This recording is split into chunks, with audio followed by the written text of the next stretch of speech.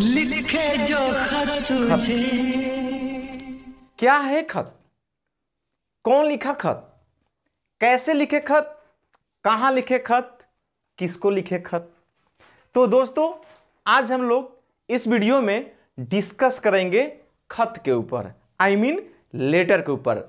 Letter जो है हम लोग कैसे लिखेंगे, लेटर का लिखने का फॉर्मेट क्या होता है, लेटर कितने प्रकार का होता है, इसके बारे में हम लोग आज फुल एक्सप्लेन करेंगे, इसके बारे में पूरी तरह से चर्चा करेंगे। तो आप वीडियो को स्किप मत कीजिएगा क्योंकि आज का जो वीडियो शुरू होने वाला है बहुत ही इंटरेस्टिंग शुरू होने वाला है।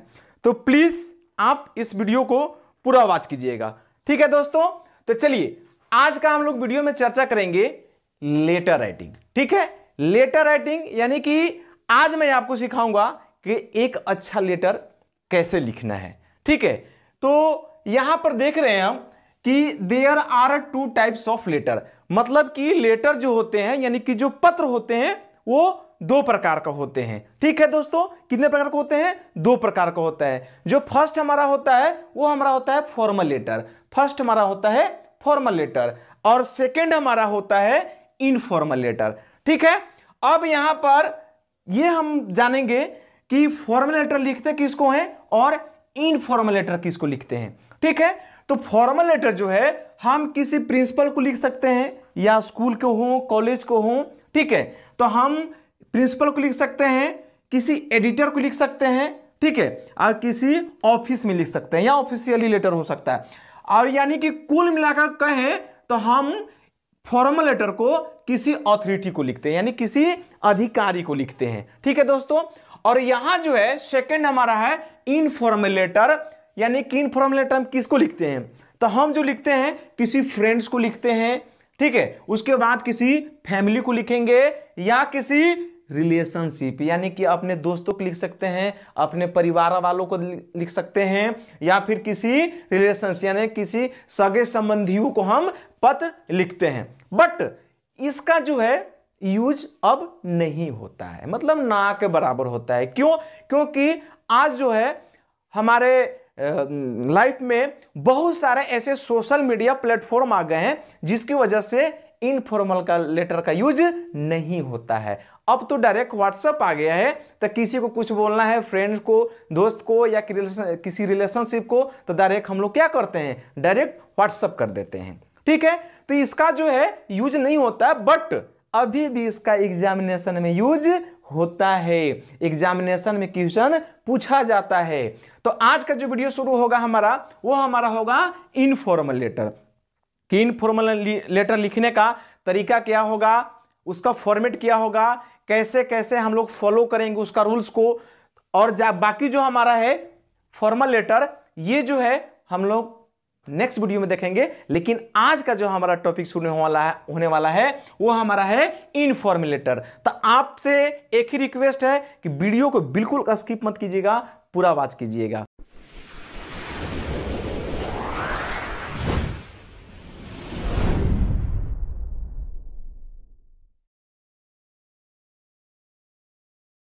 वेलकम बैक, आपका पुनः हमारे चैनल इंग्लिश स्टडी जोन पर स्वागत है। तो चलिए हम लोग आगे बढ़ते हैं। तो देखिए फ्रेंड, इनफॉर्मल लेटर लिखने का जो फॉर्मेट है वो हमारा ये है। सबसे पहले जो हम लिखते हैं इनफॉर्मल लेटर, उसमें जो है सबसे पहले आपको सेंडर्स एड्रेस लिखना है, उसके बाद आपको डेट लिखना है, उसके बाद हमारे को लिखना है सैल्यूटेशन, उसके बाद हमको लिखेगा बॉडी ऑफ द लेटर, ठीक है। उसके बाद कॉम्प्लीमेंट्री क्लोज होगा, ठीक है। और सबसे लास्ट जो हमारा होता है वो हमारा होता है सिग्नेचर। तो सेंडर्स एड्रेस क्या है, डेट क्या है, सैल्यूटेशन क्या है, बॉडी ऑफ द लेटर क्या है, कॉम्प्लीमेंट्री क्लोज क्या है और सिग्नेचर क्या है, इसको हम लाइन बाय लाइन करके देखेंगे। तो चलिए हम लोग एक एक करके सभी को देखते हैं कि सेंडर्स एड्रेस लिखना है तो कैसे लिखना है, डेट हम लिखेंगे तो कैसे लिखेंगे, सारा का सारा हम लोग फुल डिटेल में देखते हैं इसको। तो चलिए आगे देखते हैं। तो यहां पर आप देख सकते हैं कि मैंने फर्स्ट में सेंडर्स एड्रेस लिया है, ठीक है। तो सेंडर्स एड्रेस जो है हमको कैसे लिखना है ये देखिए, यहां बताया गया है कि this should not exceed 3 lines, मतलब कि आपको जो है 3 लाइन से ज्यादा सेंडर्स एड्रेस नहीं होना चाहिए। यानी कि जो भेजने वाला व्यक्ति है, जो पत्र भेज रहा है, लिख रहा है, वो अपना पता भेजेगा, यानी कि सेंडर्स एड्रेस, ठीक है। तो वो उसको जो अपना एड्रेस लिखेगा वो 3 लाइन से ज्यादा नहीं होना चाहिए, ठीक है। अब 3 लाइन कहने का मतलब क्या कि यहां से लेकर के यहां तक पूरा 3 लाइन नहीं भाई, स्टोरी नहीं लिखना है, एड्रेस लिखना है। तो उसको एड्रेस लिखने का एक सही फॉर्मेट है उसका, वो 3 लाइन लिखना है। और वो 3 लाइन आपको कैसे लिखना है, first line, second line, third line, हम कैसे लिखेंगे यहां देखिए। तो यहां जो है पहला जो लाइन लिखेंगे उसका वो हमारा होगा फ्लैट नंबर। अगर आप फ्लैट में रहते हैं तो फ्लैट नंबर लिख दो, या आप गांव में रहते हो तो हाउस नंबर लिख दो, ठीक है। या किसी कैंपस में रहते हो तो वो कैंपस का नाम लिख दो, या किसी मान लो कि अपार्टमेंट में किसी बिल्डिंग में रहते हो तो उस बिल्डिंग का यानी कि अपार्टमेंट नेम लिख दो। पहला लाइन में ये होगा। दूसरा होगा हमारा एरिया नेम, ठीक है।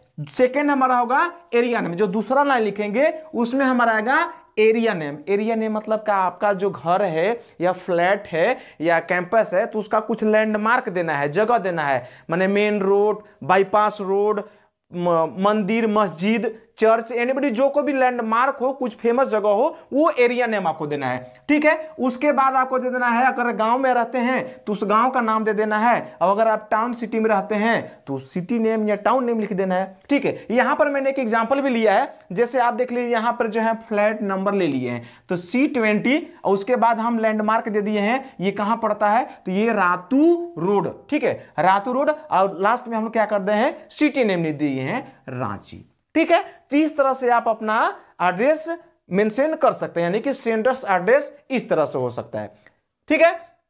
अगला हमारा है डेट। तो डेट भी लिखने का देखिए फ्रेंड एक फॉर्मेट होता है, ऐसे ही डेट अनठेकाने नहीं लिखना है, उसको एक गुड वे में लिखना है, अच्छा मतलब एक्सपेंडेड फॉर्म में लिखना है उसको, ठीक है। यानी फर्स्ट पुलिस में बोलता है कि बिलो द सेंडर्स एड्रेस, माने डेट जो होता है ना वो कहां होता है, सेंडर्स एड्रेस के जस्ट नीचे होगा। मतलब आप सब सेंडर्स एड्रेस लिखिएगा उसके बाद डेट लिखिएगा, तो वही बोल रहा है कि बिलो द सेंडर्स एड्रेस, माने कि सेंडर्स एड्रेस के नीचे होगा। उसके बाद write the date in expanded form, मतलब कि इसको जो है डेट आप यानी कि जो दिनांक लिखिएगा, आपके कि दिनांक कौन सा होगा, तो जिस दिन आप पत्र लिखिएगा उसी दिन का डेट होगा, यानी कि दिनांक होगा, तारीख होगा, ठीक है। तो इसको लिखना है पूरा विस्तार में लिखना है, ठीक ना, विस्तारित रूप में लिखना है। जैसे कि मैं यहाँ पे एग्जांपल में लिया हूं, जैसे कि मान लो हम लिख रहे हैं उस दिन का तारीख लिख रहे हैं, तो मान लो कैसे इस प्रकार लिख सकते हैं 1 जनवरी 2022, इस तरह से आप लिख सकते हैं। या इसको इस तरह से भी आप लिख सकते हो कि जनवरी 1, ठीक ना, 2022। अब क्या करते हैं कुछ विद्यार्थी ऐसे लिख देते हैं कि मान लीजिए कि 01/01/2022।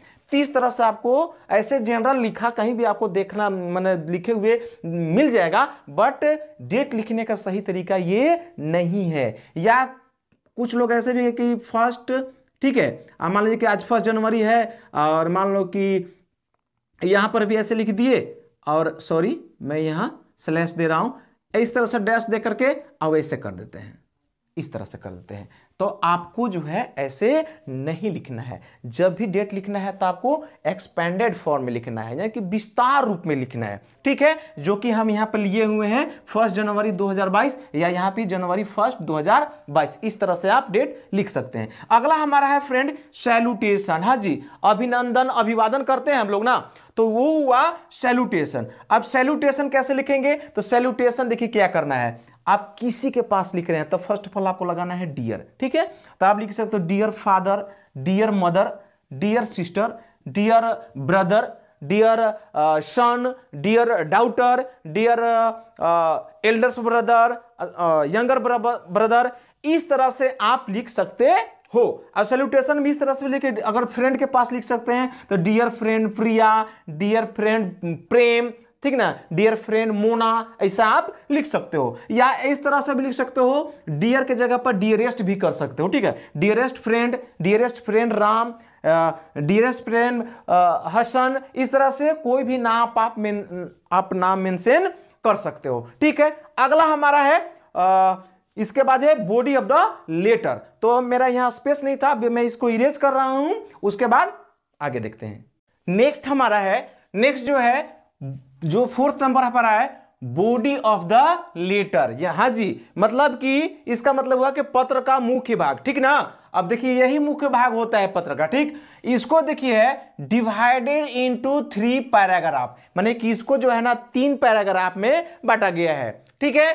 अब जो है फर्स्ट पैराग्राफ में आपको क्या लिखना है, तो यू माइट बिगिन, मतलब आप शुरू कर सकते हैं by asking the recipients about their wellbeing. मतलब हुआ कि फर्स्ट पैराग्राफ में आपको जो है आप शुरुआत कर सकते हैं रिसिपिएंट्स, यानी कि जो प्राप्त करता है आपका पत्र, यानी कि आपका दोस्त है, कोई फैमिली वाले हैं, या मान लीजिए कोई सगे संबंधी हैं, रिलेशनशिप वाले हैं, तो उनके बारे में आप पूछ सकते हैं। माने पूछते हुए शुरुआती करना है कि आप कैसे हैं, how are you, I hope you will better there, good there, इस तरह से बोलते हैं ना, तो ये आपको पूछना है उनके बारे में, ठीक है। अगला है सेकेंड पैराग्राफ। सेकेंड पैराग्राफ की दूसरा पैराग्राफ में आपको क्या लिखना है, it should include the main matter in detail. मतलब कि आपका जो पत्र लिख क्यों रहे हैं उसका मेन रीजन, यानी कि मेन कारण, जो मेन बात है, मुख्य बात है, उसको यहां पे शामिल करना है, ठीक है ना। साफ साफ देखिए कहा गया है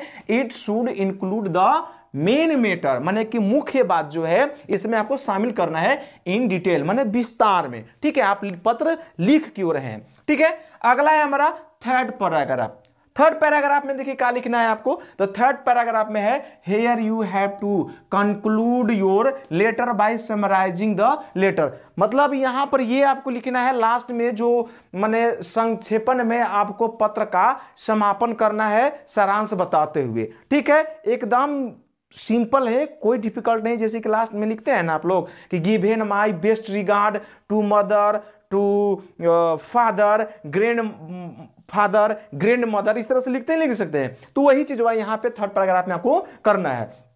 उसके बाद हमारा है 5th नंबर पे हमारा है कॉम्प्लीमेंट्री क्लोज, ठीक है ना। कॉम्प्लीमेंट्री क्लोज में देखिए कुछ खास नहीं लिखना है आपको, सिर्फ लास्ट में जो लिखते हैं ना, जो जैसे लॉट्स ऑफ लव, माने कि बहुत सारा प्यार, बेस्ट विशेष, ओके, बेस्ट विशेष आप लिख सकते हैं। उसके बाद योर्स लविंगली ये लिख सकते हैं आप, या योर्स लविंग ये भी लिख सकते हैं, या योर्स अफेक्शनेटली ये भी आप लिख सकते हैं। इतना में से कोई जरूरी नहीं है कि सब लिखना है, इतना में से जो आपको दिल चाहे, जो आपको मन करे, आप अपने अनुसार जो सुटेबल लगे वो आप यहाँ पे लिख सकते हो। और जो सबसे अंतिम में हमारा है वो हमारा है सिग्नेचर, ठीक ना। अब सिग्नेचर करना है तो सिग्नेचर देखिए, सिग्नेचर भी करना है तो क्या करना है आपको, सेंडर्स फर्स्ट नेम, मतलब कि यहां पर जो है क्या, जो भेजने वाला व्यक्ति हो जाए, यानी कि आप अगर भेजने वाले व्यक्ति हैं, यानी कि आप सेंडर हैं, आप पत्र भेज रहे हैं, तो आपका यहाँ सिग्नेचर होगा, और वो भी फर्स्ट। जैसे कि इसमें यहाँ पे आपको टाइटल लगाने की जरूरत नहीं है, जैसे वर्मा, सिंह, चौहान, जो भी टाइटल होता है, ठीक है, अंसारी, खान, तो इस तरह से आपको टाइटल यहाँ पे लगाने की जरूरत नहीं है। जो आपका मेन नाम है, जो फर्स्ट नेम है, वही आपको लिखना है। जैसे कि मान लीजिए मेरा नाम है अमर कुमार, या आपका नाम है अमर कुमार, ठीक है, तो यहाँ पर अमर कुमार लिखने की जरूरत नहीं है, आप सिर्फ लिख सकते हो अमर, ठीक है।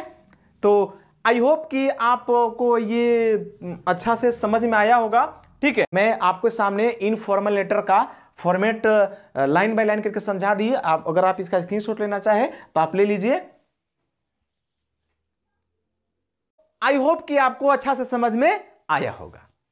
तो आइए हम लोग एक एग्जाम्पल के माध्यम से देखते हैं कि मतलब कैसे हम लोग लेटर इनफॉर्मल लिखेंगे। हम लोग क्या करते हैं, एक एग्जाम्पल लेते हैं।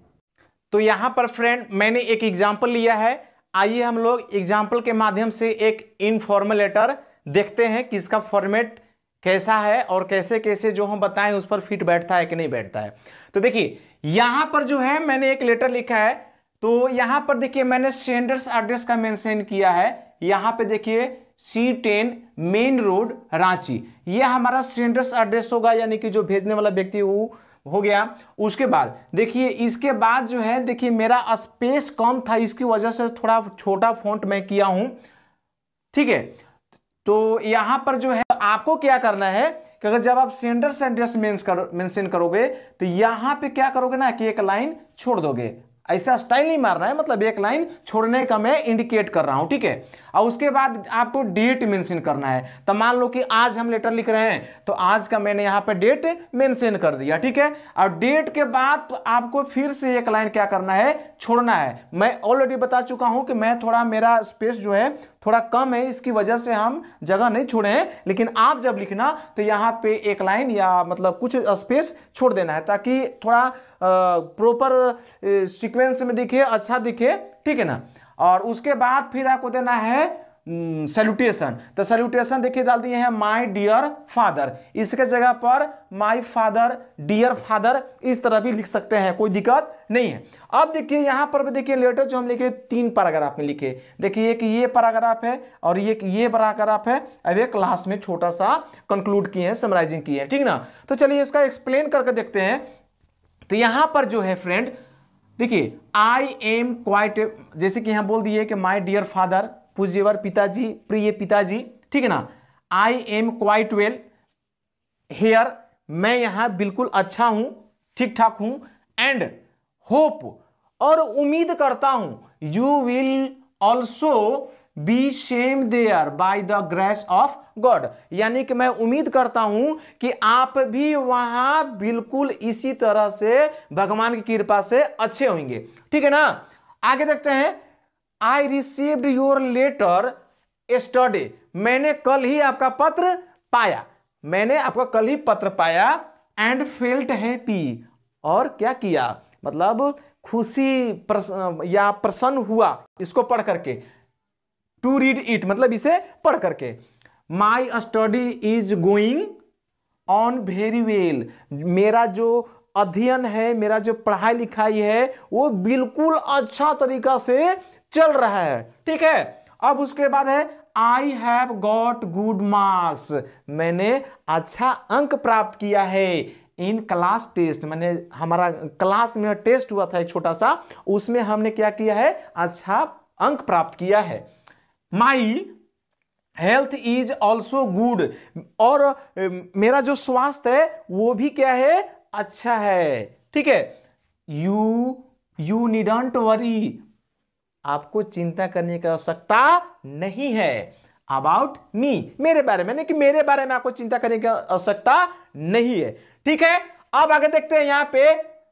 एज माई एग्जामिनेशन फिनिश, जैसे ही मेरा परीक्षा समाप्त होता है, खत्म होता है, I will come to meet you, मैं आपसे मिलने आऊंगा, मैं आपसे मिलने आऊंगा। फिर नेक्स्ट पैराग्राफ में देखिए, इतना तो हम पूछ लिए, अपने बारे में बता भी दिए, ठीक है ना। अब मेन टॉपिक पर आते हैं सेकंड पैराग्राफ में। तो देख रहे हैं, I am writing this letter, मैं जो हूं ना ये पत्र लिख रहा हूं, फॉर एन इंपोर्टेंट मैटर, एक महत्वपूर्ण बात के लिए, ठीक ना, एक महत्वपूर्ण कार्य के लिए आपको मैं ये पत्र लिख रहा हूं। आइए देखते हैं वो महत्वपूर्ण कार्य क्या है। टू यू, माने आपको लिख रहा हूं, दैट कि I need money to buy some important books, माने कि मुझे पैसों की आवश्यकता है, ठीक ना, पैसों की आवश्यकता है। सम इंपोर्टेंट बुक्स कहला, तो to buy some important books यानी कि कुछ महत्वपूर्ण किताबें खरीदने के लिए, ठीक ना। एंड और ऑल्सो नोटबुक, और नोटबुक भी खरीदना है।